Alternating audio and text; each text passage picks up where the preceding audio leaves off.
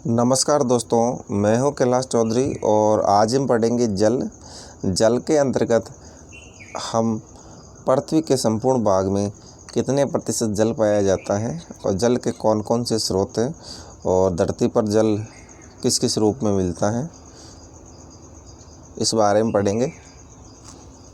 आओ शुरू करते हैं। पहली शब्दावली है थलशाला। वह छोटे घर के पौधे रखने का कृत्रिम अहाता होता है। थलशाला किसे कहते हैं? छोटे घर के पौधे रखने का कृत्रिम अहाता होता है। जो कृत्रिम पौधे रखे जाते हैं, छोटे घर के पौधे।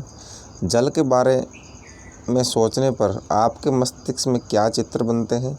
आप नदी, जलप्रपात, वर्षा की रिमझिम अपने नल के जल के बारे में सोचने लगते हैं। बच्चे वर्षा से भरे गड्ढे में कागज़ की नाव तैराकर बहुत खुश होते हैं। दोपहर तक गड्ढे में जमा जल गायब हो जाता है। वह जल कहाँ चला जाता है? सूर्य के ताप के कारण जल वाष्पित हो जाता है और ठंडा होने पर जल वाष्प संघनित होकर बादलों का रूप ले जाता है। जब दोस्तों जल ठंडा हो जाता है तो सूर्य से तो ताप से भाप बन जाएगा और ठंडा होकर जल वाष्प बादलों का रूप ले लेगा। यहाँ से वर्षा हिम तथा सहिम वृष्टि के रूप में धरती या समुद्र पर नीचे गिरता है। जिस प्रक्रम में जल लगातार अपने स्वरूप को बदलता रहता है और महासागरों, वायुमंडल और धरती के बीच चक्कर लगाता रहता है, उसे जल चक्र कहते हैं। तो दोस्तों, आपको जल चक्र की डेफिनेशन आनी चाहिए। जल चक्र किसे कहते हैं? जिस प्रक्रम में जल लगातार अपने स्वरूप में बदलता रहता है और महासागरों, वायुमंडल और धरती के बीच चक्कर लगाता है। महासागर में जल के रूप में है, फिर वायुमंडल में चला जाएगा भाप बन के और धरती पर चक्कर लगाता रहता है, उसे जल चक्र कहते हैं। ये अक्सर पूछा जाता है।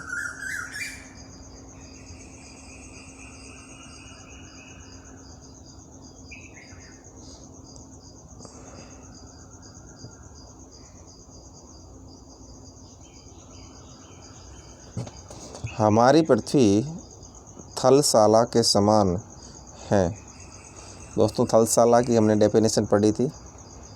एक पौधे रखने का छोटा कृत्रिम घर। जो जल शताब्दियों पूर्व उपस्थित था वही आज भी मौजूद है।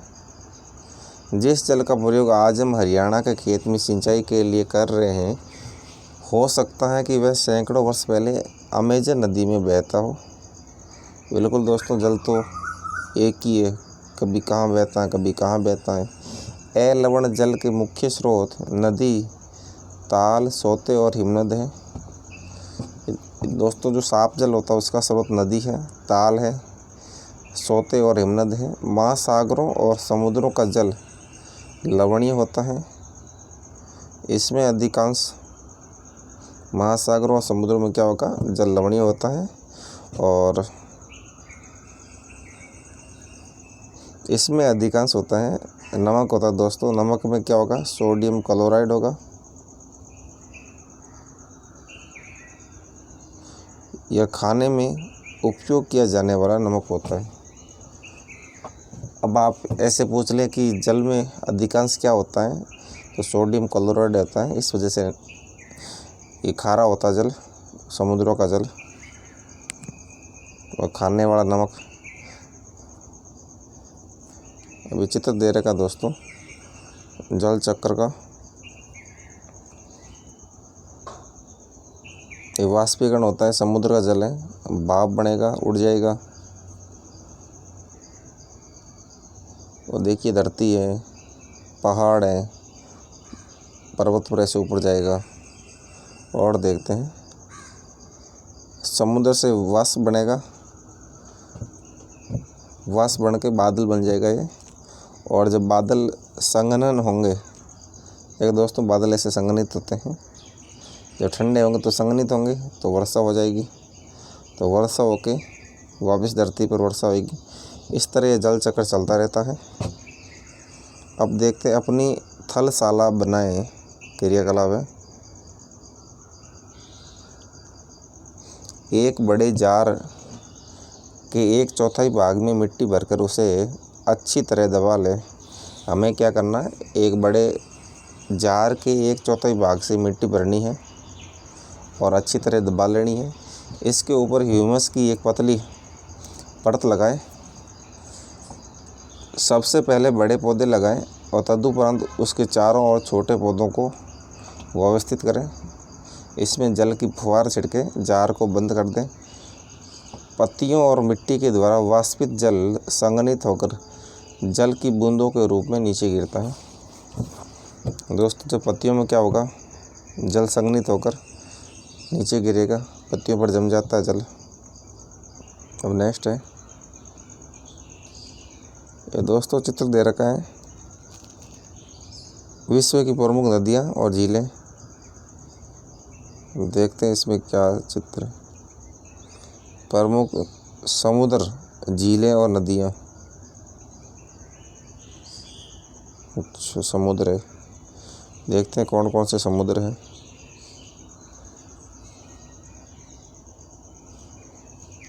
ये दोस्तों प्रशांत महासागर है, विश्व का सबसे बड़ा महासागर है।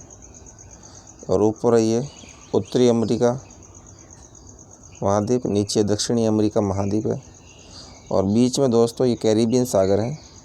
उत्तरी अमेरिका और दक्षिणी अमेरिका के बीच में है और दक्षिणी अमेरिका के नीचे है, दक्षिणी अमेरिका के ऊपर है अमेजन नदी। ये विश्व की सबसे बड़ी जल प्रवाह वाली नदी है। और ये देखिए दोस्तों, ग्रेट बियर झील और ग्रेट स्लेव झील, ये झीलें कनाडा के अंदर है, उत्तरी अमेरिका महाद्वीप में है। ग्रेट बियर झील, ग्रेट स्लेव झील आपको ध्यान रखना है।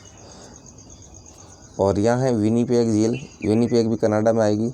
सुपीरियर यूएसए में। ह्यूरन झील, ये दोस्तों महान झील प्रदेश जिसमें 5 झीलें आती हैं।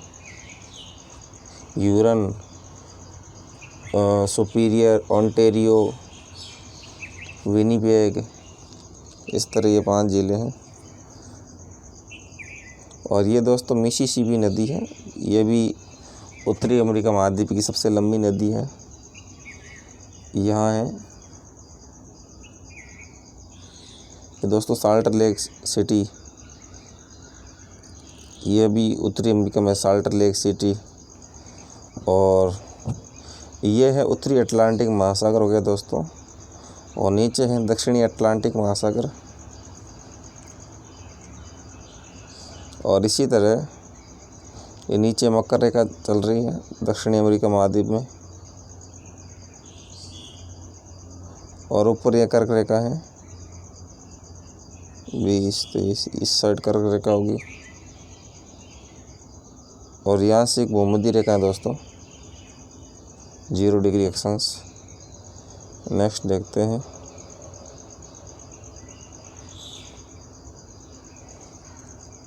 ये दोस्तों आर्कटिक महासागर है, आर्कटिक सागर या आर्कटिक महासागर, ये उत्तरी ध्रुव महासागर भी कहते हैं इसे।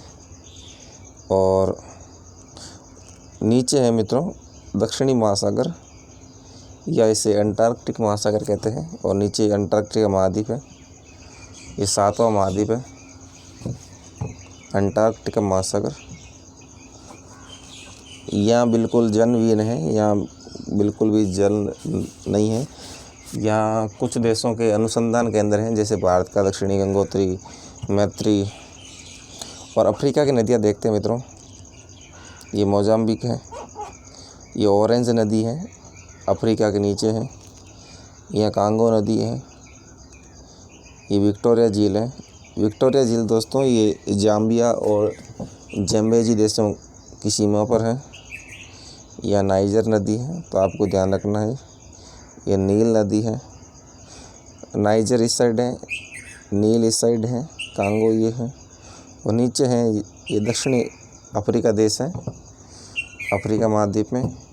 इसमें ऑरेंज नदी है, भूमध्य सागर और लाल सागर इसको जोड़ती है, स्वेज नहर बनी हुई है। यह काला सागर है और ये दोस्तों दानुबी नदी है। दानुबी नदी यूरोप महाद्वीप में है, ये भी आपको ध्यान रखना है। दानुबी नदी, ऑरेंज नदी, और ये कैस्पियन सागर है। ये सबसे बड़ी झील है कैस्पियन सागर, खारे पानी की। फिर एशिया महाद्वीप आ गया दोस्तों, ब्रह्मपुत्र नदी और गंगा नदी। ये अरब सागर है, ये बंगाल की खाड़ी है, और ये हिंद महासागर है।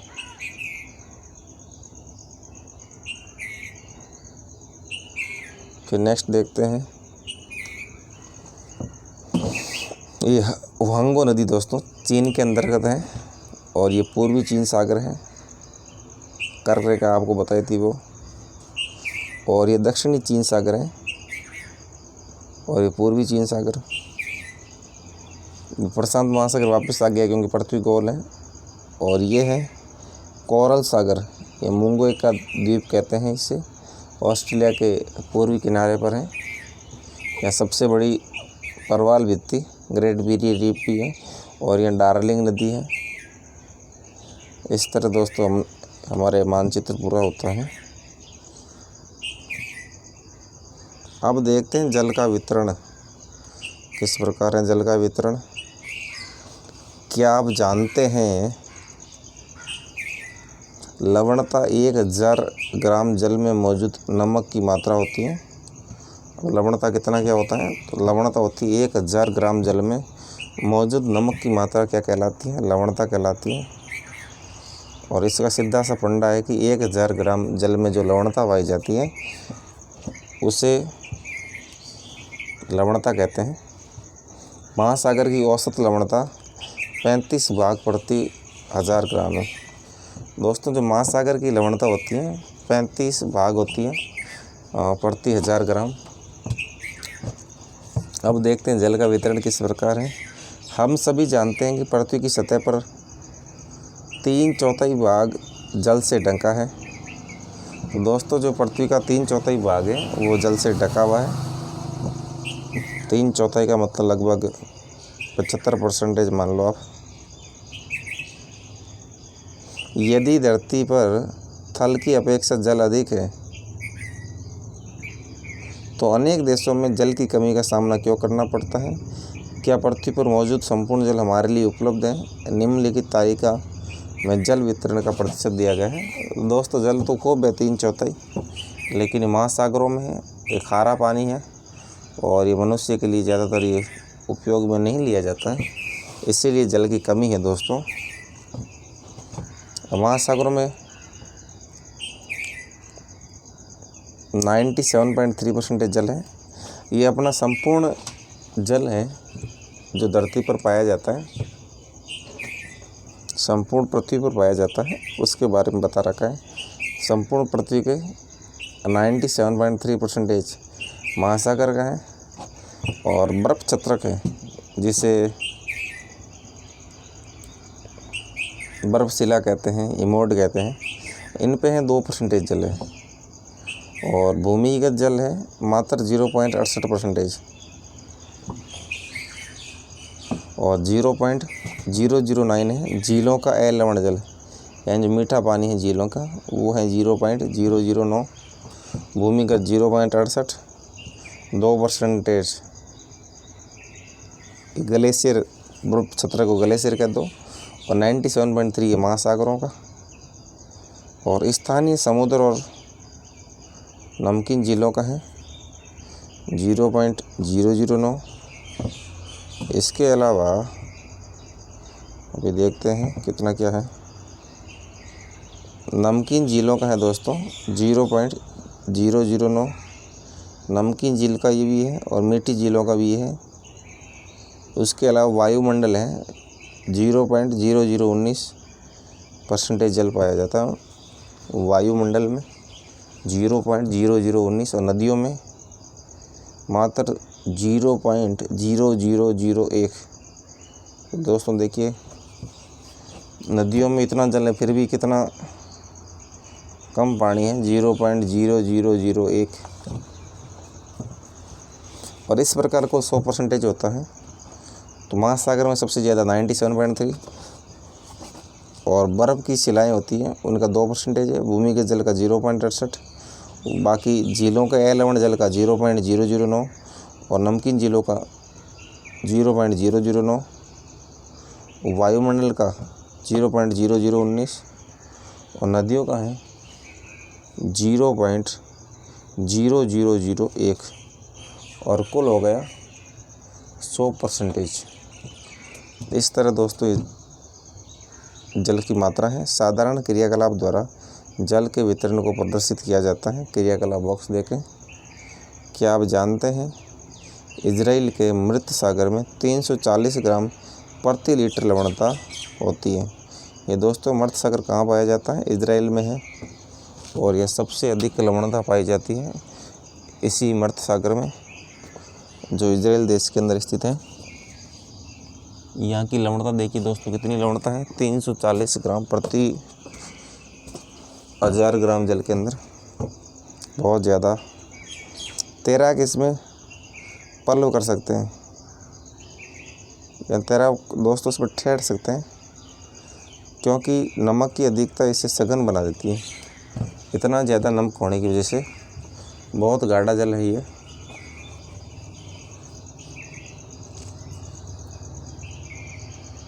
मृत सागर का ध्यान रखना आपको, 340 ग्राम है। और मृत सागर कहाँ पाया जाता है ये भी ध्यान रखना आपको। मृत सागर दोस्तों इजराइल में पाया जाता है। मृत सागर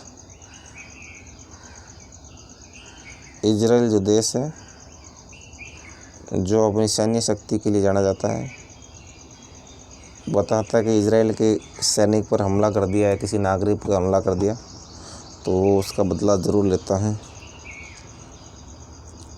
अगला क्रियाकलाप देखते हैं कि दोस्तों किस प्रकार इसने क्रियाकलाप बनाया है। लवण जल का वितरण 9 चम्मच बराबर एक बर्फ़ का शतरक ले लें, 2 चम्मच बराबर भौम जल ले लें,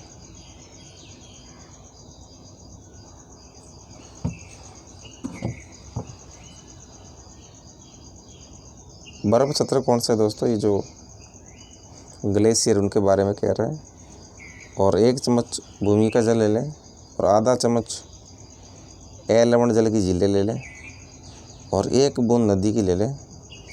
इस प्रकार वितरण रहेगा लवण जल का।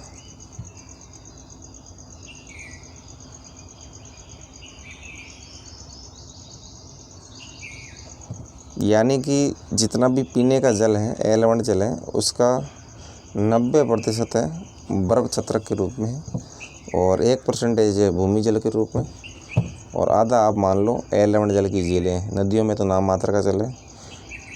क्रियाकलाप है 2 लीटर जल लें, मान लें यह पृथ्वी की सतह पर जल की संपूर्ण मात्रा है। बर्तन से 12 चम्मच जल मापकर दूसरे कटोरे में रखें। बर्तन से जल निकालने के बाद शेष जल लवणीय जल को दर्शाता है, जो महासागर और समुद्र में पाया जाता है। यह जल उपयोग के लिए उपयुक्त नहीं है, यह लवणीय जल है। कटोरे में निकाल कर रखा गया 12 चम्मच जल पृथ्वी पर मौजूद संपूर्ण लवण जल की मात्रा को दर्शाता है। चित्र में इस जल के वितरण को दर्शाया गया है। आप स्वयं देखें कि आप जल की कितनी मात्रा का उपयोग करते हैं। तो दोस्तों 2 लीटर जल में से मात्र 12 चम्मच जल हम उपयोग करते हैं। ये अनुपात है संपूर्ण पृथ्वी का। बाकी जल हमारे पीने के लिए काम नहीं आता है। अगला है जीवन के लिए जल अत्यधिक आवश्यक है। प्यासे होने पर केवल जल ही हमारी प्यास बुझा सकता है। ऐसे में आपको क्या ऐसा नहीं लगता कि लापरवाही से जल का उपयोग करने पर हम बहुमूल्य संसाधन को बर्बाद करते हैं? दोस्तों बिल्कुल हम बर्बाद तो करते ही हैं जल को। अगला है जल हमारे लिए क्यों महत्वपूर्ण है, इसने बता रखा है। अखबार की कटिंग या कुछ जल संरक्षण की कुछ विधियाँ सुझाई। अपने घर में और स्कूल में किस प्रकार जल संरक्षित कर सकते हैं। Many major rivers in danger of drying out, यानी कई बड़ी नदियाँ सूख रही हैं। Ganga among 10 dying river, Ganga विश्व की 10 जिसमें जल कम पड़ रहा है डाइंग नदियाँ हैं उनमें शामिल हो रही है। और क्या दे रखा है इन्होंने, और दे रखा है every drop count, the water you drink more than just a, दिख नहीं रहा सही है, यानी ये जल के बचाव के बारे में और हमारी नदियों के क्या हालात हैं उसके बारे में दे रखा है ये। अगला है महासागरीय परिसंचरण किसे कहते हैं। समुद्री तट पर नंगे पैर चलने से कुछ जादुई सी अनुभूति होती है। पुलिन पर नम बालू, ठंडी पवन, समुद्री पक्षी, वायु में लवणीय गंध और लहरों का संगीत सब कुछ सम्मोहित करने वाला प्रतीत होता है। ताल और झील के शांत जल के विपरीत महासागरीय जल हमेशा गतिमान होता है। दोस्तों महासागरीय जल गतिमान क्यों होता है, क्योंकि महासागरीय जल में बड़ी बड़ी लहरें होती है और यहाँ समुद्री जलधाराएँ भी बहती, इस वजह से जल गतिमान होता है। वह कभी शांत नहीं रहता है। महासागरों की गतियों को इस प्रकार वर्गीकृत कर सकते हैं। महासागरीय तरंगे, ज्वार भाटा और धाराएँ, ये 3 तरह की गति होती है। तरंग होती है एक, तो दूसरा ज्वार भाटा होता है और नेक्स्ट होती है समुद्री धाराएँ। क्या आप जानते हैं 22 मार्च को विश्व जल दिवस के रूप में मनाया जाता है। ये आपको ध्यान रखना है। सीधा फैक्ट पूछा जाता है कि विश्व जल दिवस कब मनाया जाता है। 22 मार्च को, जब जल संरक्षण की विभिन्न विधियों को प्रबलित किया जाता है। ये दोस्तों प्रशांत महासागर का चित्र है। इतना विशाल महासागर ये तट है इस तरह। अगला देखते हैं तरंगे। तरंग क्या होती है इसके बारे में जानते हैं। समुद्री तट पर गेंद से खेलते समय जब गेंद जल में गिर जाती है तो क्या होता है। यह दृश्य बहुत ही मनोरंजक होता है कि कैसे तरंगों के साथ गेंद तट पर वापस लौट आती है। जब महासागरीय सतह पर जल लगातार उठता और गिरता रहता है तो इसे तरंग कहते हैं।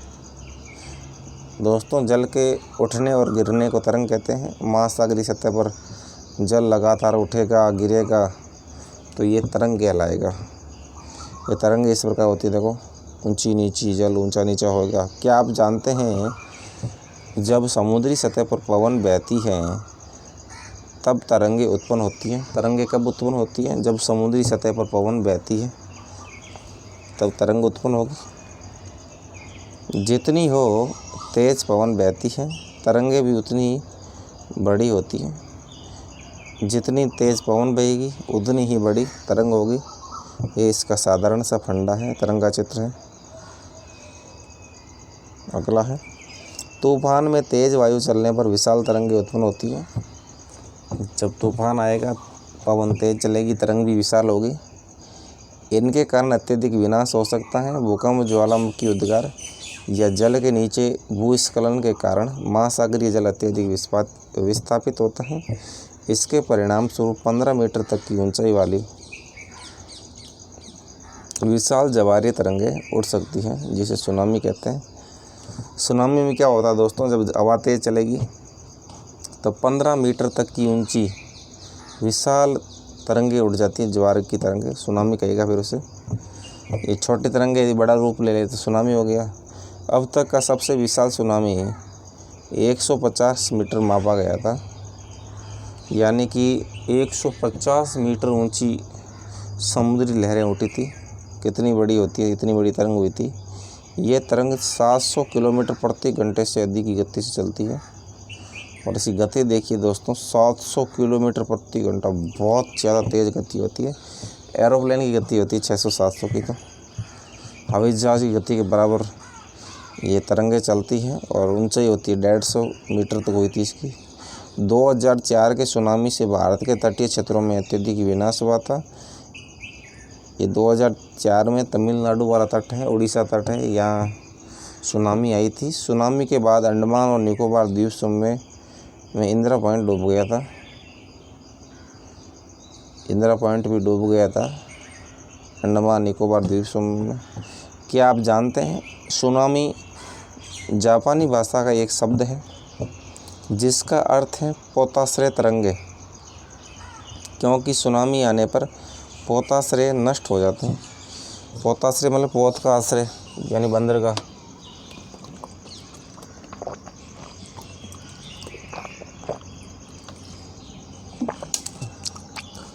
अब आपको समझ में आ गया होगा सुनामी करते पोताश्रय तरंगे,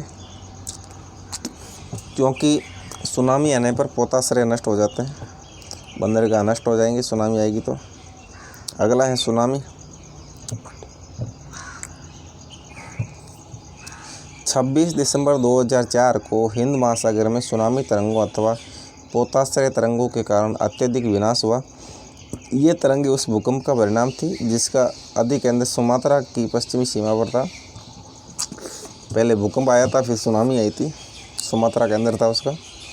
इस भूकंप की तीव्रता रिएक्टर पैमाने पर 9 मापी गई थी। दोस्तों जो 6 से अधिक तीव्रता का भूकंप होता है वो बहुत तेज़ आता है। ये 9 था, बहुत ज़्यादा विनाश हुआ था। भारतीय प्लेट बर्मी प्लेट के नीचे धंस गई थी और समुद्री तल में अकस्मात गति उत्पन्न हो गई थी। जब ये प्लेट भारतीय प्लेट थी, ये बर्मी प्लेट है, म्यांमार वाली प्लेट छोटी प्लेट है। बड़ी प्लेट जब छोटी प्लेट के नीचे धंस जाएगी और समुद्री तल में क्या होगा, अकस्मात गति होगी, इस कारण ये भूकंप आया। महासागरीय तल लगभग 10 से 20 मीटर तक विस्थापित हो गया। दोस्तों जो महासागरीय तल है 10 से 20 मीटर तक अंदर आ गया ये और नीचे की दिशा में झुक गया। इस विस्थापन के कारण निर्मित अंतराल को भरने के लिए विशाल मात्रा में महासागरीय जल उसी ओर बहने लगा।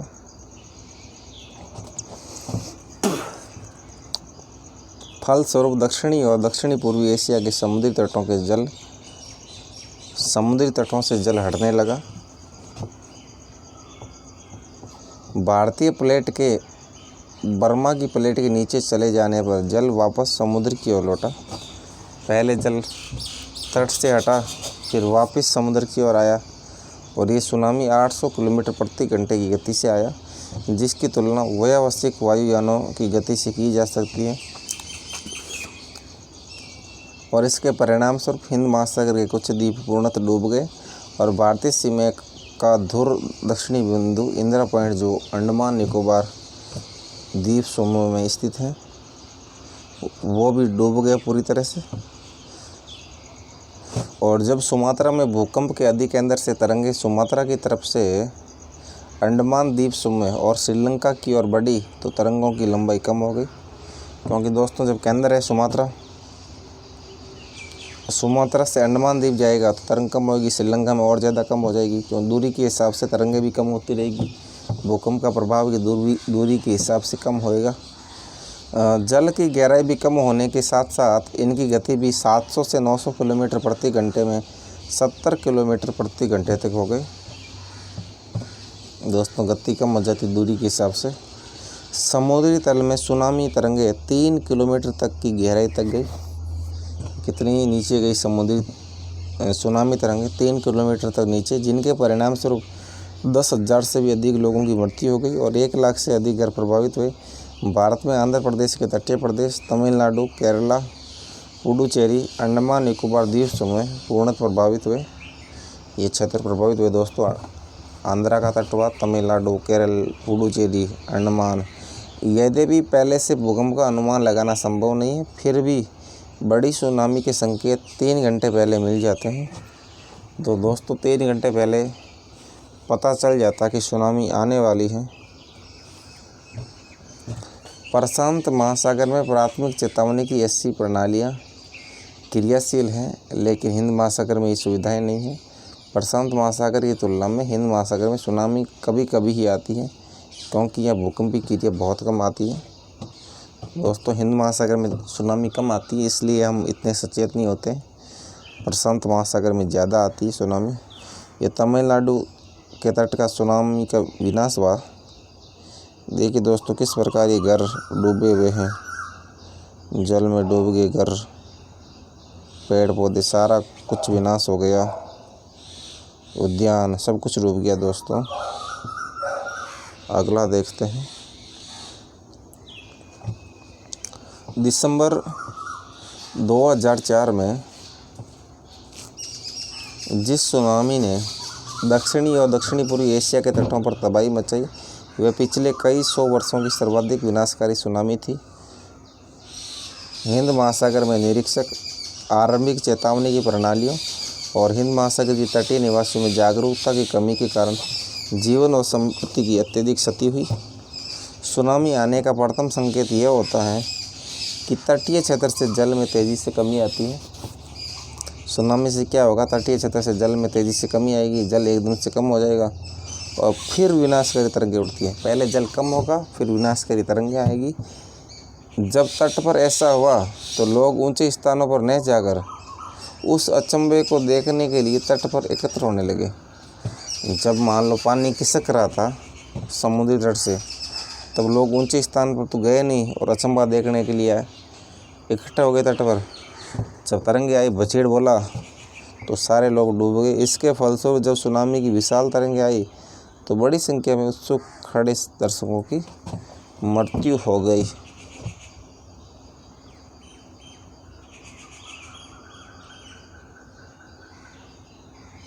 फिर अगला देखते हैं, ज्वार भाटा। दिन में 2 बार नियम से महासागरीय जल का उठना और गिरना ज्वार भाटा कहलाता है। ये दोस्तों, जब दिन के अंदर 2 बार महासागरीय जल गिरेगा और 2 ही बार उठेगा, इसे क्या कहेंगे, ज्वार भाटा कहेंगे। और ये पृथ्वी की गति के कारण ये नियमित प्रक्रिया है। जब सर्वाधिक ऊंचाई तक उठकर जल तट के बड़े हिस्सों को डुबा देता है तो उसे ज्वार कहते हैं। ज्वार किससे कहते हैं, सबसे अधिक ऊंचाई पर जल उठकर तट के बड़े हिस्सों को डुबा देगा तब उसे ज्वार कहते हैं। और जब जल अपने निम्नतम स्तर तक आ जाता है और तट से पीछे चला जाता है तो उसे भाटा कहते हैं। तो ये डेफिनेशन हो गई। सर्वाधिक ऊंचाई तक उठकर जल तट के बड़े हिस्से को डुबा देता है, ज्वार कहते हैं। और निम्नतम स्तर तक जाकर तट के पीछे चला जाता है, इसे भाटा कहते हैं। अगला देखते हैं, ये पृथ्वी है दोस्तों, ये चंद्रमा है। जो पृथ्वी और चंद्रमा जब सीध में होगा और सूर्य ऐसे होगा, यानी तीनों सीध के अंदर नहीं हो गए, ये पृथ्वी हो गया, इधर चंद्रमा है, सूर्य, ये इस साइड है, ये इस साइड, तो लघु ज्वार आएगा क्योंकि इसका ग्रेविटी बल लगेगा नहीं, गुरुत्वाकर्षण नहीं लगेगा। क्योंकि पृथ्वी से आधा इस साइड से गुरुत्वाकर्षण लगेगा, आधा इस साइड लगेगा चंद्रमा से। जब वृत्त ज्वार दोस्तों कब आएगा, जब सूर्य, चंद्रमा और पृथ्वी तीनों एक सीध के अंदर हो, या पृथ्वी हो, या चांद हो और यहाँ सूर्य हो, तब क्या होगा, गुरुत्वाकर्षण बल अधिक लगेगा और विशाल ज्वार भाटा आएगा।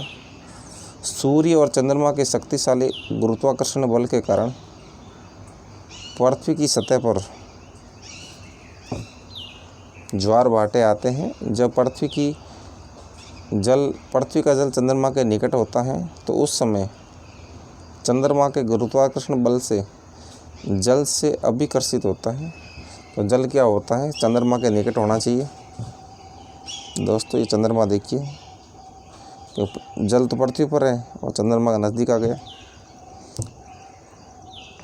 उस समय चंद्रमा के गुरुत्वाकर्षण बल से जल अभिकर्षित होता है, जिसके कारण उच्च ज्वार आते हैं।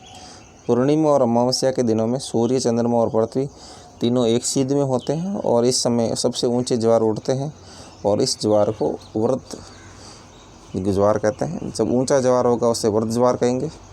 लेकिन जब चांद अपने प्रथम और अंतिम चतुर्थांश में होता है, जब चांद क्या होता है, अपने प्रथम चतुर्थांश में होगा और अंतिम चतुर्थांश में होगा, तो चांद और सूर्य का गुरुत्वाकर्षण बल विपरीत दिशाओं से महासागरीय जल पर पड़ता है। परिणाम स्वरूप निम्न ज्वार भाटा आता है। ये ऊपर वाला चित्र देखा था हमने। ऐसे ज्वार को लघु ज्वार भाटा कहते हैं। उच्च ज्वार नौ संचालन में सहायक होता है। दोस्तों जो उच्च ज्वार होता है नौ संचालन में सहायक होता है, क्योंकि उच्च ज्वार से क्या होता है कि जो बड़े बड़े जलपोत होते हैं वो बंदरगाह तक आसानी से पहुंच जाते हैं और ये जल स्तर की तट की ऊंचाई तक पहुंचाते हैं। ये जहाज़ को बंदरगाह तक पहुंचाने में सहायक होते हैं। उच्च ज्वार मछली पकड़ने में भी मदद करते हैं और उच्च ज्वार के दौरान अनेक मछलियां तट के निकट आ जाती हैं। उच्च ज्वार से मछली पकड़ने में भी आसानी होती है और इसके फलस्वरूप मछुआरे बिना कठिनाई के मछलियां पकड़ पाते हैं। कुछ स्थानों पर ज्वार भाटे से होने वाले जल के उतार चढ़ाव का उपयोग विद्युत उत्पन्न करने के लिए भी किया जाता है और ज्वार भाटे से विद्युत भी बना सकते हैं, क्योंकि जब जल ऊपर आएगा तो टरबाइन लगा देंगे और विद्युत उत्पन्न भी होगा। अगला है महासागरीय धाराएं। महासागरीय धाराएं निश्चित दिशा में महासागरीय सतह पर नियमित रूप से बहने वाली जल धाराएं होती है। महासागरीय धाराएं गर्म हो सकती है और ठंडी भी हो सकती है। सामान्यतः गर्म महासागरीय धाराएं भूमध्य रेखा के निकट होती हैं, क्योंकि दोस्तों भूमध्य रेखा पर सूर्य की किरणें सीधी पड़ती हैं, इसलिए गर्म महासागरीय धाराएं भूमध्य रेखा के नज़दीक होगी और ध्रुवों की ओर प्रवाहित होती है। और ठंडी धाराएं ध्रुवों या उच्च अक्षांशों से उष्णकटिबंधीय या निम्न अक्षांशों की ओर प्रवाहित होती है। लैब्राडोर महासागरीय धाराएं शीत जल धाराएं होती हैं, क्योंकि ये ध्रुवों से उत्पन्न होती है, जबकि गल्फ स्ट्रीम गर्म जल धाराएं होती है, क्योंकि ये दोस्तों भूमध्य रेखा से निकलती है। लैब्राडोर ठंडी है और गल्फ स्ट्रीम गर्म है। गल्फ स्ट्रीम को धरती के फेफड़े भी कहते हैं, गल्फ यानी फेफड़े स्ट्रीम। महासागरीय धाराएं किसी क्षेत्र के तापमान को प्रभावित करती हैं और गर्म धाराओं से स्थलीय सतह का तापमान गर्म हो जाता है। और जिस स्थान पर गर्म और शीत जल धाराएं मिलती हैं, जब गर्म और ठंडी मिलेगी उस स्थान पर विश्व भर में सर्वोत्तम मत्स्य क्षेत्र माना जाता है।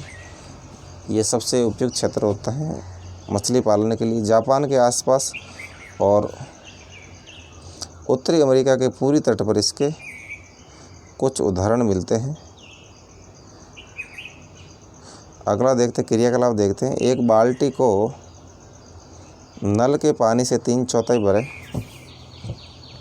और बाल्टी के एक और निमोजन छड़ डालकर पानी को गर्म करें और दूसरी ओर फ्रिज से निकली बर्फ़ डालें।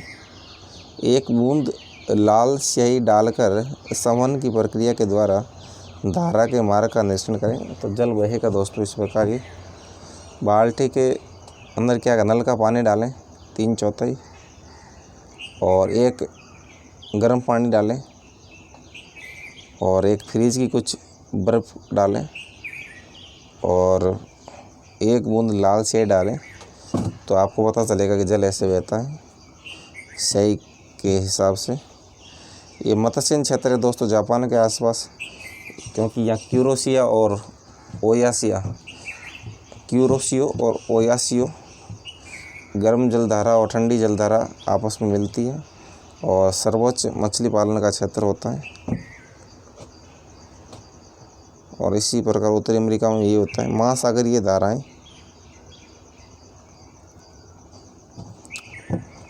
महासागरीय धाराओं में दोस्तों ये विषुवतीय विपरीत धारा है इस साइड, ये उत्तरी विषुवतीय धारा है। ये विषुवतीय विपरीत धारा ऐसे बहेगी, घूमती घूमती घूमती इस साइड आएगी और नीचे से पश्चिमी वायु अफवाह आएगा। और यहाँ इक्वेडोर या पेरू की जल धारा है जो भारत के मानसून को काफ़ी प्रभावित करती हैं। यहाँ अल नीना और ला नीना 2 धाराएं उत्पन्न होती हैं। और उसी प्रकार जो हमारा अटलांटिक महासागर यहाँ देखते हैं, यहाँ भी उत्तरी विषुवतीय धारा, नीचे क्या आएगा इक्वेडोर विपरीत धारा, फिर ये जल ऐसे घूमेगा ब्राज़ील धारा। दोस्तों जल देखो घूम रहा है, यहाँ भी घूम रहा है, ये भी घूम रहा है, यहाँ भी घूम रहा है। तो धाराएं हमेशा ये गोल आकार में होती हैं ब्राज़ीलियन भाग। और एक जल धारा यहाँ नीचे से आ रही है, फॉकलैंड धारा दक्षिणी ध्रुव से आ रही है।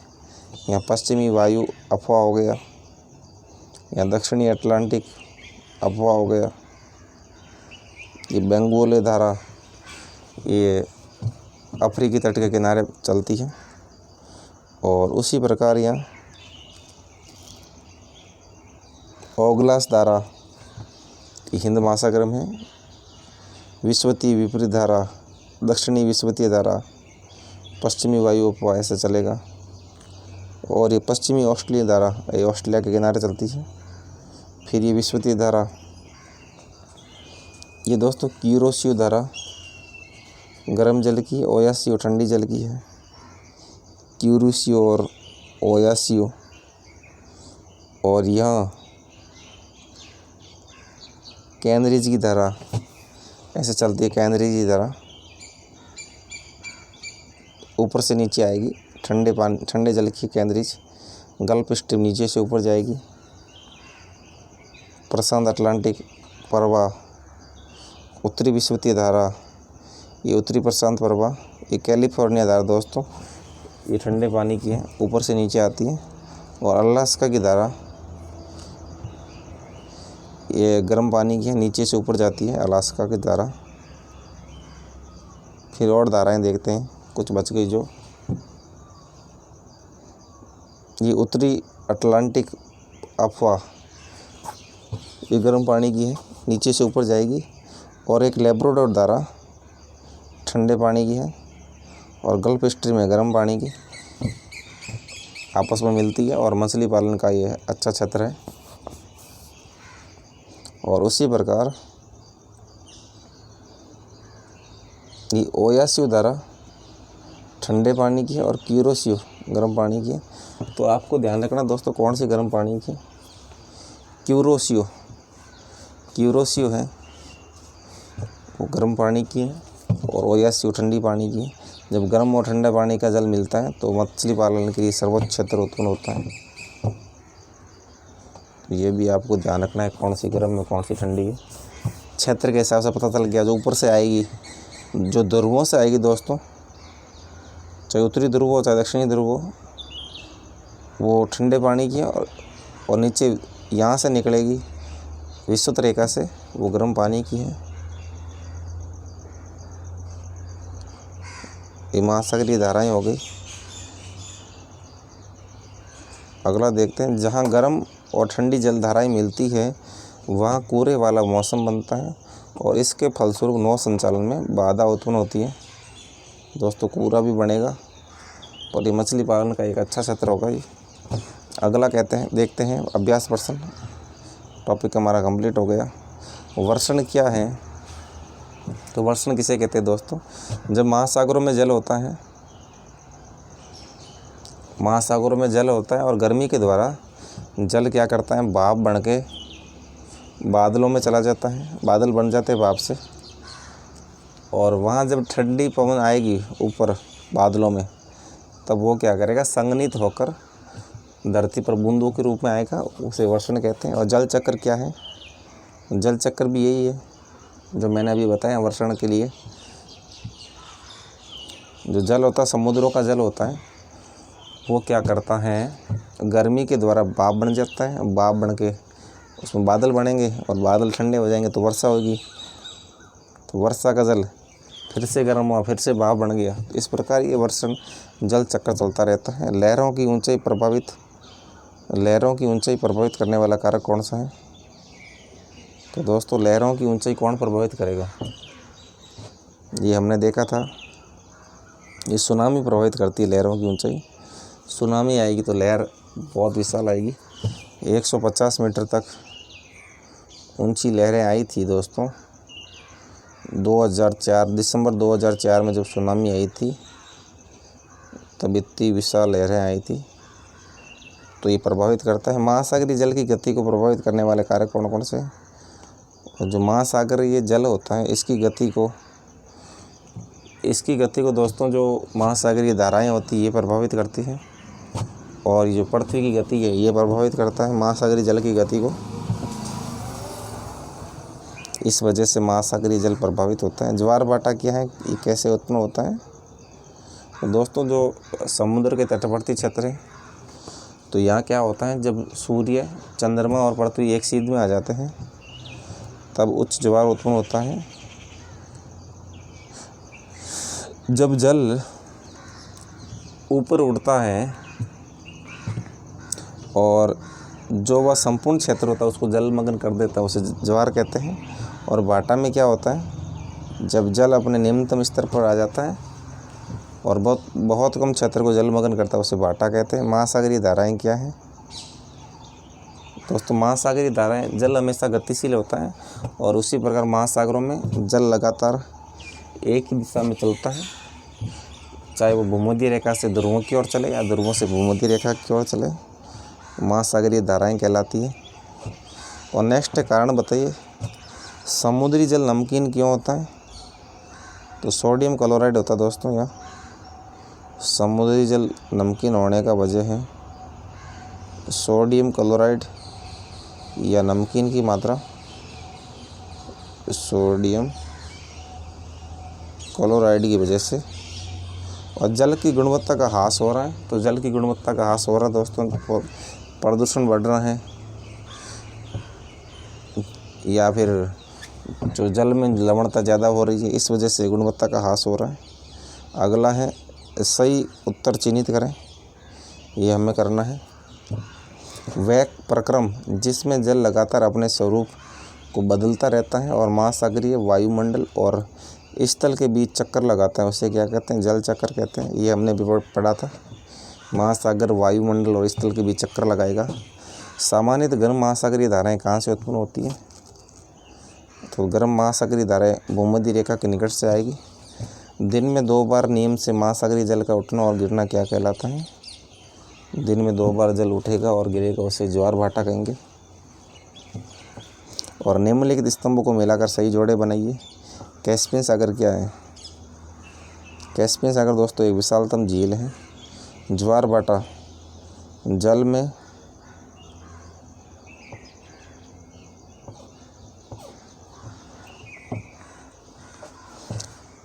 सुनामी किसे कहते हैं? सुनामी देखते हैं पहले। सुनामी जल में अत्यधिक,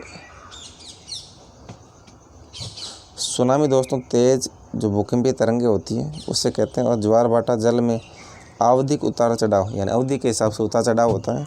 महासागरीय धाराएं निश्चित मार्ग में प्रवाहित होने वाली जल धाराएं। और आओ खेलें, ये दोस्तों हमें कोई करने की ज़रूरत नहीं है क्योंकि हमारा ये टॉपिक कंप्लीट होता है। दोस्तों यदि आप हमारे चैनल पर नए व्यूअर आए हैं तो चैनल को सब्सक्राइब करें व बेल आइकन को ज़रूर प्रेस करें ताकि आपको आने वाले हर नई वीडियो की नोटिफिकेशन सबसे पहले मिले। तथा इसके अलावा जो व्हाट्सएप के स्टेटस तथा जितने भी ग्रुप हैं उस पर इस वीडियो के लिंक को ज़रूर शेयर करें ताकि अधिक से अधिक विद्यार्थियों को जो NCERT की पुस्तकों का अध्ययन चल रहा है हमारा, इनका ज़रूर लाभ मिले। दोस्तों NCERT की पुस्तकें बहुत ज़्यादा महत्वपूर्ण होती हैं, इसलिए बहुत ज़रूरी है कि आप अपने दोस्तों को शेयर करें। उन्हें पसंद आएगा तो ज़रूर वीडियो देखेंगे, नहीं तो नहीं भी देखेंगे। आज के लिए बस इतना ही। जय हिंद, जय भारत।